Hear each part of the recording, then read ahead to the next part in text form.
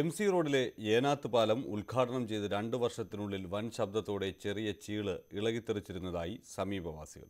ഇക്കാര്യം അന്ന് ഒരു പരിപാടിയിൽ പങ്കെടുക്കാനെത്തിയ കേരള കോൺഗ്രസ് നേതാവ് ആർ ബാലകൃഷ്ണപിള്ളയെ ധരിപ്പിച്ചിരുന്നു.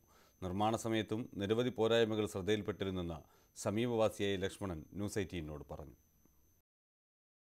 ഏനാത്ത് കല്ലടയാറിന് കുറുകെ ബ്രിട്ടീഷുകാർ പണിത പാലം 93 വർഷം കഴിഞ്ഞപ്പോൾ ചെറിയ കുലുക്കമനുഭവപ്പെട്ടതിനാലാണ് പുതിയ പാലം നിർമ്മിക്കാൻ തീരുമാനിച്ചത്. പഴയ പാലത്തിൽ കൂടി ചെറിയ വാഹനങ്ങൾ കടന്നുപോകുമായിരുന്നിട്ടും പാലം പൊളിച്ചുകൊണ്ടുപോകാൻ ലേലം ചെയ്തു നൽകുകയായിരുന്നു. നാട്ടുകാർ കാണാതിരിക്കാൻ കെട്ടിമറിച്ചും രാത്രിയുടെ മറവിലുമാണ് സാധനങ്ങൾ കടത്തിക്കൊണ്ടുപോയിരുന്നത്. പിന്നെ നാട്ടുകാർ അതൊക്കെ തടസ്സമൊക്കെ വന്നുടനെ യൂണിയൻകാരും പാർട്ടിക്കാരും ഒക്കെ കൂടി സംഘടിപ്പിച്ച് രാത്രിക്ക് മാവേലിക്കരയും കണ്ടല്ലേ എല്ലാം കൊണ്ടുപോയത്.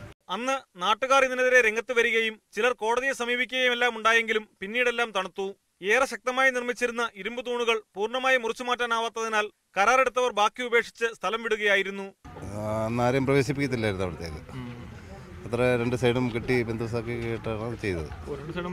കെട്ടിമറിച്ചിട്ടൊക്കെയാണ് ചെയ്തത്. പാലം ഇപ്പോഴത്തെ സ്ഥലത്തേക്ക് മാറ്റിപ്പണിതത് ചില ഭൂവുടമകളെ സഹായിക്കാനാണെന്നും ആക്ഷേപമുണ്ട്.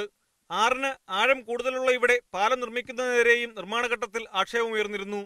ഏനാത്ത് പുതിയ പാലം നിർമ്മിച്ചതിലും അഴിമതി, പഴയ പാലം പൊളിച്ചുവിറ്റതിൽ ഉണ്ടെന്നാണ് സൂചന. ഇതും അന്വേഷണ വിധേയമാക്കണമെന്നാണ് നാട്ടുകാരുടെ ആവശ്യം. ക്യാമറമാൻ ഷുജിത് ചവറയ്ക്കൊപ്പം പ്രദീപ് സി നെടുമൺ, ന്യൂസ് 18.